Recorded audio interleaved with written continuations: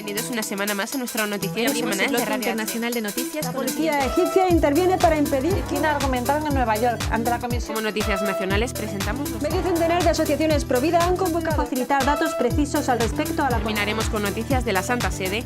El Vaticano recoge firmas para defender a no nacidos. de la Conferencia Episcopal Italiana. A nuestro noticiario semanal de Radio HM. Hoy les saludamos Isabel Jordán y María Fra. Campeones, una película a favor del respeto a la vida de personas con discapacidad, recibe 3 galardones en los premios Goya 2019. Esta película sobre un disparatado equipo de baloncesto de discapacitados psíquicos entrenados por un hombre lleno de problemas ha encantado al público español, recaudando 19 millones de euros en España, cifra similar a la alcanzada por películas como Vengadores o Los Increíbles en el 2018. Llegó a los premios Goya del cine español con 11 nominaciones y ganó 3 estatuillas. Mejor película, mejor canción original de Coquemaya y mejor actor revelación Jesús Vidal. Incluso la Conferencia Episcopal Española concedió a Campeones unos días antes el premio Bravo a la mejor película del año. Álvaro Longoria, productor de este film, afirma que el hijo discapacitado no es un problema, hace falta educación y testimonio para ser consciente de ello. Con todas las familias con las que he hablado que tienen un hijo con síndrome de Down u otras discapacidades, me transmiten su felicidad y me dicen que su hijo es un don. La sociedad nos empuja a ser altos, guapos y ricos, y creo que esto es un error. Quien dedica su vida a ayudar a los demás siempre es mucho más feliz y experimenta una sensación mucho más gratificante. Cuando Jesús Vidal salió a recibir el Goya al mejor actor, emocionó a muchos con su discurso haciendo alusión a una escena de la película. El protagonista no quiere tener hijos, es mayor, discute con su mujer el tema, dice que tienen un alto riesgo de tener un hijo discapacitado. ¿Tú querrías un hijo así? Porque yo no. De pronto se dan cuenta de que el personaje que representa a Jesús Vidal les está escuchando. El protagonista se disculpa, pero el otro responde: es comprensible que tú no quieras tener un hijo como yo, pero a mí sí me gustaría tener un padre como tú. A colación de esta escena se dirigió a sus padres en estos términos: Mami, gracias por darme la vida, gracias por dármelo todo, porque hiciste nacer en mí el amor hacia las artes y porque me enseñaste a ver la vida con los ojos de la inteligencia y del corazón. Te quiero todo. A don José Vidal Conde, su padre, le dijo: gracias por haber vivido, gracias por luchar tanto por mí, porque eres la persona con más ternura del planeta sin pretenderlo, y porque con solo una sonrisa cambiabas y cambias el mundo. Y terminó diciendo: queridos padres, a mí sí me gustaría tener un hijo como yo, porque tengo unos padres como vosotros. Muchísimas gracias. Este discurso fue aplaudido y ovacionado hipócritamente por aquellos cineastas y directores de cine que son activistas entusiastas a favor de la eliminación prenatal de bebés con discapacidades y contrarios al proyecto de ley que intentó proteger a estos bebés en 2012. Se unieron contra esa ley en un documental militante conjunto publicado en 2014 titulado Yo decido, el tren de la libertad. La gente en la sala y en sus casas ha aplaudido a Jesús Vidal, pero lo cierto es que en España, ante el silencio culpable de muchos, desde 1985 es legal abortar a cualquier persona con discapacidad. Son los eliminables si se les detecta a tiempo. Ante esta cruda realidad deberíamos cuestionarnos a qué se debe el éxito social de esta película, cuando al mismo tiempo se aplaude la decisión de exterminar a estos niños en el seno materno. En España son descuartizados casi todos los niños gestantes que padecen algún tipo de deficiencia psíquica, y los pocos que se salvan de la escabechina lo consiguen mayormente porque los diagnósticos prenatales no aciertan a detectar su discapacidad. Lo cierto, denunciaba valientemente Juan Manuel de Prada, es que los niños deficientes están siendo tachados del libro de la vida entre almibarados homenajes y seráficas jergas políticamente correctas para desahogo sentimental de quienes los estamos masacrando. Comenzamos con las noticias de interés internacional. Hungría, hospitales abiertos para la ayuda sanitaria en Siria. Colombia, el celibato es parte integral del sacerdote. Brasil, imagen de la Virgen intacta tras inundaciones. Venezuela, el padre fortea a Maduro. Podrás escapar de la justicia humana, pero no de la de Dios. Chile, jóvenes usan sus vacaciones para servir a personas con discapacidad. Pasaremos después a las noticias nacionales. Centenario de la consagración del Sagrado Corazón. Activa voluntaria de Red Madre con casi 109 años. La amenaza más grande que en estos momentos tiene la humanidad es precisamente la amenaza de la ideología de género. Y por último comentaremos algunas de las noticias más destacadas de la Santa Sede. El Papa reza por afectados en las graves inundaciones en Australia. Delegación vaticana visitará Calcuta por la Jornada Mundial del Enfermo. Catequesis del Papa Francisco sobre su reciente viaje apostólico a Abu Dhabi. Financiar la atención médica de aproximadamente 4.500 pacientes en centros de salud sirios durante un año es el compromiso asumido por el gobierno húngaro, que ha decidido apoyar el programa Ospedali Aperti, administrado por la Fundación APSI. Con motivo del lanzamiento de esta iniciativa, hace unas 2 semanas, el cardenal Mario Zenari, nuncio apostólico en Siria, visitó Budapest. En esa ocasión participó en una conferencia organizada en la sala principal de la Universidad Católica Peter Pázmány, en Budapest, en colaboración con la Secretaría de Ayuda a los Cristianos Perseguidos y el programa Hungary Helps. El 22 de enero, el propio primer ministro húngaro, Viktor Orbán, entregó al cardenal Mario Zenari el documento oficial relativo a la contribución húngara de 1,5 millones de euros al programa para la ayuda de los cristianos perseguidos. Según el nuncio Zenari, después del conflicto que ha destruido a Siria durante 7 años, el componente cristiano de la población siria probablemente ha caído alrededor del 2%, y la presencia cristiana en el Medio Oriente corre el riesgo de extinguirse, no solo porque las iglesias son destruidas, sino porque los hombres emigran al extranjero, mientras que las familias con cónyuges cristianos y musulmanes seguirán la religión islámica. A propósito del éxodo de cristianos, el cardenal informó que después de la Segunda Guerra Mundial seguían representando el 25% de la población siria, un porcentaje que había caído el 6% antes del conflicto. Entre las causas de esta disminución, el nuncio también mencionó el bajo índice de desnaturalización de las familias cristianas. El padre Manuel Vega León, director del Departamento de Ministros Ordenados y Vida Consagrada de la Conferencia Episcopal Colombiana, señaló que la formación de los seminaristas debe garantizar que el futuro sacerdote tenga capacidad para el servicio y que interiorice que el celibato es parte integral de su ministerio. Los procesos formativos deben garantizar 2 cosas importantes: capacidad para el servicio, es decir, que tenga la vocación a la vida sacerdotal, y generosidad, que está relacionado con la opción de asumir un estilo de vida donde el celibato hace parte integral de su manera de ser en el mundo y el servir a la Iglesia, indicó. Las palabras del padre Vega se dan después de las declaraciones del Papa Francisco en su vuelo de retorno a Roma tras participar en la Jornada Mundial de la Juventud Panamá 2019, en la que afirmó que el celibato es un don para la Iglesia y que no está de acuerdo con permitir el celibato opcional.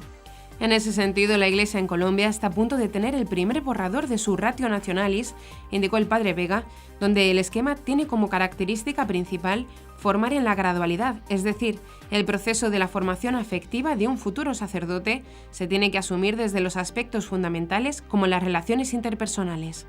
La Ratio Nationalis nace de la Ratio Fundamentalis Institutionis Sacerdotalis, un documento elaborado por la Congregación para el Clero, cuya versión oficial fue aprobada por el Papa en 2016. Este documento comprende de manera formativa la misión y el trabajo, enfatizando el acompañamiento por parte de toda la comunidad, el obispo, el presbítero, el equipo de formadores, entre otros, a los futuros sacerdotes.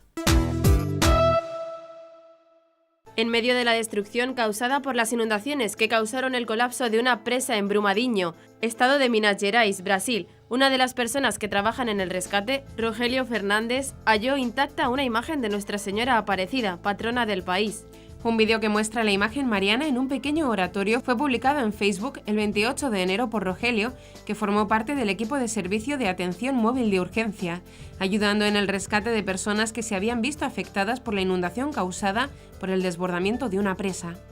Tengo amigos aquí que no comparten mi devoción ni mi religión, algo que expresé cuando vi una imagen de Nuestra Señora Aparecida que fue sacada de una casa destrozada por la inundación y que estaba totalmente intacta. Me emocioné cuando vi esta escena, escribió Rogelio en su post de Facebook. La presa, que contenía el relave de una mina de la empresa Vale, colapsó el pasado 25 de enero, causando una gran inundación que dejó hasta el momento 134 muertos y 199 desaparecidos, además de una gran cantidad de daños materiales. El famoso teólogo español José Antonio Fortea, autor de libros como Suma demoníaca, advirtió a Nicolás Maduro que si bien podría escapar de la justicia humana, no logrará huir de la de Dios. En un artículo titulado Nicolás Maduro, tus ojos contemplarán el poder de Dios, el padre Fortea dijo al gobernante de Venezuela que si de la justicia humana dependiera tu futuro, podrías escapar, pero lo que tiene que estremecerte es el lago de fuego. No sabes, no puedes saber lo que es arder en ese lugar de horror por los siglos de los siglos. La crisis en Venezuela se intensificó en las últimas semanas después de que Nicolás Maduro, presidente del país desde 2013, asumiera el cargo para un nuevo periodo el 10 de enero de este año. Maduro ganó unas controvertidas elecciones presidenciales en 2018, cuyos resultados no fueron reconocidos por diversos países. Tras su toma de posesión, el Consejo Permanente de la Organización de Estados Americanos declaró presidente ilegítimo a Maduro e hizo un llamamiento a nuevas elecciones. El 23 de enero, Juan Guaidó, presidente de la Asamblea Nacional de Venezuela, órgano legislativo no reconocido por Maduro, que la reemplazó oficialmente por la Asamblea Constituyente, fue declarado presidente interino. Recientemente, Guaidó anunció la llegada de ayuda humanitaria que incluye alimento y medicinas a través de las fronteras de Venezuela con Colombia y Brasil. En respuesta, Maduro ordenó el bloqueo de los puentes fronterizos con cisternas y militares. Para el padre Fortea, a Maduro no le importa nada a su pueblo. Mientras le dejan los pozos de petróleo y sus ingresos por droga, el futuro de millones de personas no le importa. ¿Quién puede usar los poderes del Estado para impedir que los niños y los ancianos se alimenten, para que no lleguen las medicinas más imprescindibles para la vida?, cuestionó. El sacerdote español aseguró que no le deseo la condenación eterna, pero ¿cómo no se puede pedir un veredicto proveniente de la justicia divina? No pido que ocurra más de lo que Dios dé, no pido que ocurra menos de lo que Dios dé, porque sé que Dios hará lo que debe hacer y no dejará de hacer lo que debe hacer. Un grupo de jóvenes en Chile decidió usar días de sus vacaciones para irse de voluntarios al Pequeño Cotolengo, un hogar que acoge a personas en situación de abandono y de discapacidad intelectual. El centro, ubicado en la comuna de Cerrillos, de Santiago de Chile, recibió durante todo el mes de enero cerca de 80 jóvenes de todo el país, vinculados a la congregación Pequeña Obra de la Divina Providencia y de otras comunidades católicas. El centro cuenta con 8 casas donde residen 40 personas ubicadas según la complejidad de su condición. Además hay una escuela, un centro policlínico, piscina, huerto, capilla y un cementerio donde descansan los restos de los religiosos de la obra. El trabajo principal de los voluntarios fue acompañar los talleres que se realizan en el hogar, además de crear nuevas instancias para la participación, como el taller Siempre Lindas de maquillaje y manicura, dirigido a las residentes del centro. Entre las actividades se destacaron los talleres de cocina, manualidades, deporte, huerto, mantención de los espacios comunes e infraestructura y shows artísticos. Además, se realizó el taller de marcha, relacionado al acto de empujar una silla de ruedas o acompañar del brazo a aquellos que más les cuesta caminar. Un gesto que parece sencillo, no se necesita gran preparación para realizarlo, pero ahí, en esos paseos, es donde se dio el vínculo más estrecho, en donde los jóvenes voluntarios pudieron relacionarse con el Cristo frágil y sufriente, presente en cada uno de los residentes, explicó la institución en un comunicado. Todos los días del voluntariado tuvieron espacios de formación espiritual que contempló la celebración de la Santa Misa, adoración eucarística, rezo del Santo Rosario y lectio divina. No es lo mismo hacer el bien que amar al prójimo, porque ahí vemos a Jesús. Eso fue lo que estos jóvenes experimentaron durante sus semanas de voluntariado. Un tiempo de encuentro real y crudo, pero al mismo tiempo de profunda conversión, de vivir la caridad cristiana y de aprender a amar a los que más sufren, expresó la obra. El Pequeño Cotolengo pertenece a la congregación Pequeña Obra de la Divina Providencia, fundada por San Luis Sorione, conocido como el Santo de la Caridad. Acoge a niños, niñas, jóvenes y adultos con discapacidad intelectual profunda y severa y en situación de abandono. Su fin es darles la mejor calidad de vida posible para que puedan alcanzar su máximo desarrollo en un entorno espiritual, social y familiar. Más de medio millar de personas de los arciprestazgos de Alcorcón y Aranjuez se trasladaron hasta el Santuario del Sagrado Corazón de Jesús en Getafe el pasado 1 de febrero para celebrar el primer viernes de mes y ganar el jubileo por el centenario. La Eucaristía, con un marcado tono festivo y fraternal, fue concelebrada por los arciprestes de Alcorcón y de Aranjuez, Francisco Moreno y Manuel Torres, respectivamente, que estuvieron acompañados por varios sacerdotes de ambos municipios. En la homilía, el padre Manuel destacó la importancia del acto que se estaba celebrando y recordó también la futura renovación de la consagración de España al Sagrado Corazón, que se celebrará el próximo 30 de junio. Además, destacó el poder salvífico del corazón de Jesús, capaz de sanar todas las heridas físicas, morales o espirituales de cada persona. Ese corazón cura nuestros dolores y sufrimientos al salir al encuentro de las heridas de los hombres de nuestro tiempo, destacó. Tras la misa se celebró una hora santa dirigida por Francisco Moreno, quien centró su reflexión en la frase ¿quién nos separará del amor de Dios?, del capítulo 8 de la epístola de San Pablo a los Romanos, y durante toda la tarde decenas de peregrinos acudieron al sacramento de la reconciliación. El próximo 29 de marzo, Dios mediante, la pontevedresa Lulú Vázquez de Silva cumplirá 109 años y, pese a su avanzada edad, sigue empeñada en ayudar a los demás. Lo hace de manera activa a través de Red Madre, una organización provida que ayuda a mujeres embarazadas en riesgo de exclusión y con pocos medios. Es seguramente la voluntaria de mayor edad. Ayudar le gusta a cualquiera, siempre es algo bueno, afirma esta entrañable anciana. Para ello ofrece los talentos que tiene y las fuerzas de las que dispone. Ya no puede reunirse con sus amigas en la plaza, pero fue precisamente allí, después de ir a misa, donde conoció la existencia de Red Madre. Una de las voluntarias, Carmela Calvar, transportaba en este momento cajas para montar canastillas para las madres y explicó a Lulú en qué consistía esta fundación. Quedó fascinada y decidió que quería colaborar haciendo lo que mejor sabía, calcetear. Y así fue como hace 2 años, con 106, empezó a crear artículos para bebés de madres que, pese a todas las dificultades, han decidido seguir adelante con sus embarazos. Empezó con una toquilla y 2 jubones, después siguió con bufandas, patucos. Me gustó la idea y como me gusta calcetear desde pequeña, no me lo pensé, explica Lulú. Pese a su edad, Lulú no falta a su cita con la iglesia, ya sea con bastón o, si es necesario, con silla de ruedas, va a misa. Preguntada sobre la vida actual, afirma que lo que menos me gusta de la vida de ahora es cómo los padres educan a los hijos. Creen que los quieren más por no corregirlos cuando hacen algo mal. No me gusta la vida de hoy. El arzobispo de Valencia, cardenal Antonio Cañizares, animó en la presentación de la campaña por la educación en libertad, #YoElijo, a difundirla, sumarse a ella y no quedarnos parados, porque hay que defender el derecho a la libertad de enseñanza.